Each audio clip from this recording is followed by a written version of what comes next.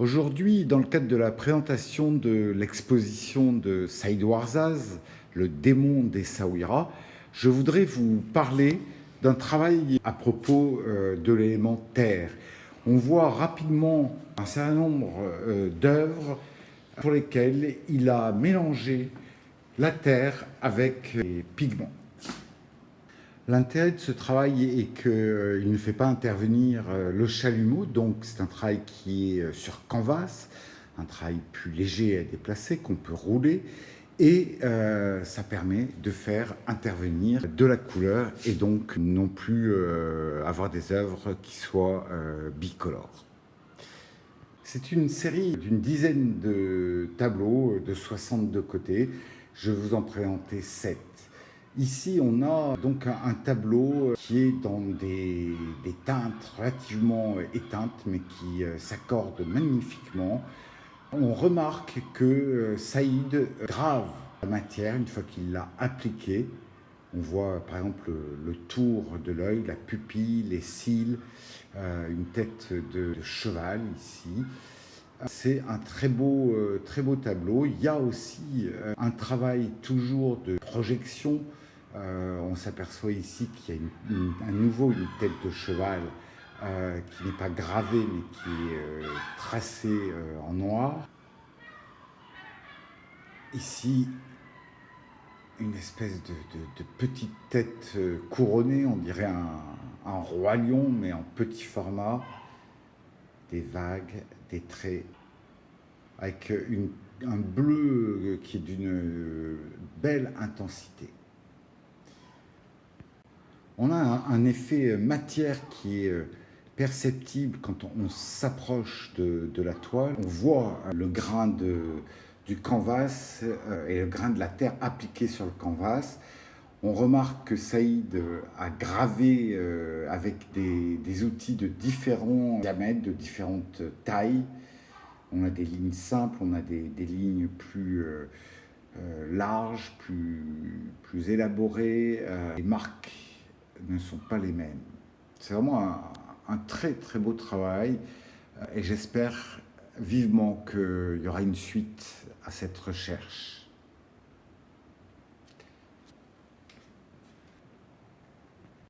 Pour cette deuxième toile, qui présente un fond uniforme marron, pour lequel Saïd n'a pas forcément mélangé de pigments, il a pu utiliser une terre marron, tout bonnement. On s'aperçoit qu'il y a des coulures de peinture. Saïd a projeté la peinture sur cette matière terreuse qu'il a appliquée en premier, ce qui donne une œuvre totalement abstraite dans laquelle on peut voir des formes, peu importe. On peut voir des visages, si on s'approche peut-être, on peut voir ici un petit visage, on peut en voir un autre ici, là, avec une bouche en jaune, un œil noir, un œil bleu, etc. Mais cette œuvre qui n'est pas gravée, la matière n'est pas gravée comme le précédent, et c'est d'ailleurs la seule qui soit comme cela, représente le travail usuel de Saïd, mais avec l'élémentaire rajouté. Troisième œuvre faite de terre et de pigments, des couleurs intenses. On pourrait penser qu'utiliser la terre va affadir les couleurs. C'est absolument pas le cas. On peut utiliser une terre blanche aussi, pas forcément marronasse. Donc une toile avec un vert épinard réellement intense, un rose fraise écrasé, un peu de marron, un peu de jaune, et un travail au stylet qui nous permet de voir une tour, une tête de cheval avec la crinière dessinée de manière très usuelle, très classique pour Saïd. Différents éléments dans le haut du tableau, d'autres maisons sur le côté, une grosse bougie qu'on découvre ici. Fond blanc pour ce quatrième tableau, utilisation du fraise écrasé qu'on a vu précédemment, du marron, du jaune, du bleu, du vert. C'est un tableau qui, a priori, est abstrait, et quand on s'approche, on voit quelques traits gravés dans la matière. Un œil avant tout, un sourcil, un nez de profil, une bouche, des dents. On a le portrait d'un homme qu'on pourrait imaginer enturbané d'un tissu rose saumoné. Très belle toile, à nouveau. On a l'impression d'un turban qui partirait, d'un casque tricorne. On peut imaginer beaucoup d'hommes dans ce tableau. On pourrait y voir un combattant des anciennes époques avec son armure. Très très beau tableau. On change de gamme de couleurs puisque si le fond est blanc, la couleur prédominante est un bleu très intense, avec des intensités variables d'ailleurs, en fonction de l'épaisseur de la matière. Du marron, un jaune tabac, un peu d'ocre et quelque chose de magnifique à nouveau, avec de la gravure. Deux personnages, un qui semble assis et l'autre debout, un oiseau dont on devine le nez, la tête, l'œil, et des éléments plus structurels, comme une espèce de tube carré, et on devine des constructions ici dont juste quelques traits nous permettent de saisir que c'est des constructions. Avec les taches de couleur, on a 3 traits pour symboliser un toit et on a du coup une construction, 2, 3 et quelques créneaux pour nous suggérer le mur. C'est vraiment très, très sommaire. On a une tête qui est plus élaborée, peut-être plus complète, mais qui est faite très rapidement de quelques traits, avec ces habits qu'on découvre ici en jaune, là, et la tête d'un homme qu'on devine plus âgé, quelques traits à nouveau pour symboliser le haut du dos, une manche éventuellement. On a le bas du premier avec un pied, quelques éléments, et on a un tableau qui est fini et qui est magnifique. Une œuvre qui est impressionnante, fond blanc, un jaune maïs, un fraise écrasée et quelques taches de bleu, de marron. C'est peu de couleurs pour un peintre à couleur comme Les Saïd.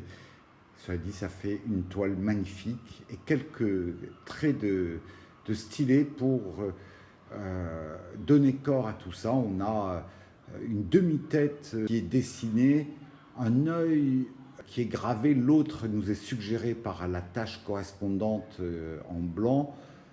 Cette tête n'est même pas complètement formée, juste on a l'arrière, une mâchoire, un œil et ça nous donne la tête, on la voit très bien.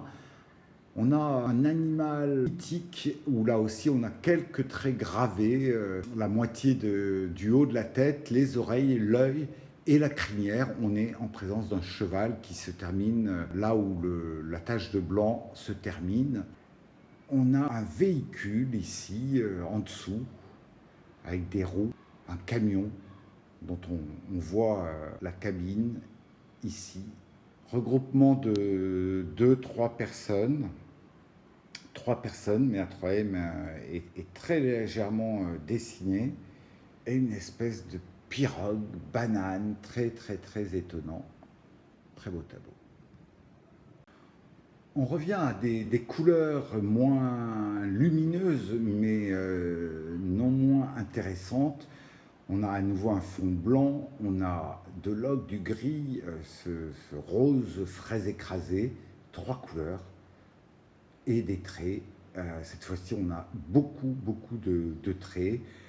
Dans l'angle droit, on distingue une grande tête, un petit personnage dans l'angle lui-même, une tour mosquée, un personnage, non pas un personnage, mais des oreilles de chat, donc une tête de chat, très doux d'ailleurs, avec ce gris. En dessous, on a une autre tête qui n'est figurée que par des yeux, 2 trous pour le nez et le menton. On a un personnage ici très étonnant. On aurait pu croire à une brosse à dents après temps. Et en fait, c'est une personne, ses cheveux, son corps, une personne en mouvement. On a un espèce de canard présentement ici, une espèce de plume. C'est un tableau qui est unique en son genre parce qu'il comporte énormément de traits gravés dans la matière avec différents outils. On a cette espèce de circonvolution très étonnante qui capte les couleurs à travers les effets de matière. Un autre, dans l'angle, on devine un œil ici. Saïd dit les yeux, c'est le premier sens par lequel nous rentrons en contact. Il y en aura toujours dans mes tableaux, et il y en a effectivement quasiment tout le temps. Petit tour d'horizon de ces 7 tableaux qui présentent le point commun d'être fait sur canvas avec l'élément terre et des pigments, quelques couleurs, des traits gravés dans la matière pour 6 d'entre eux, quelques couleurs mais une variété incroyable d'œuvres. Une technique que Saïd a mis seul au point après qu'on ait travaillé sur les éléments feu et terre. Son essai est magnifique.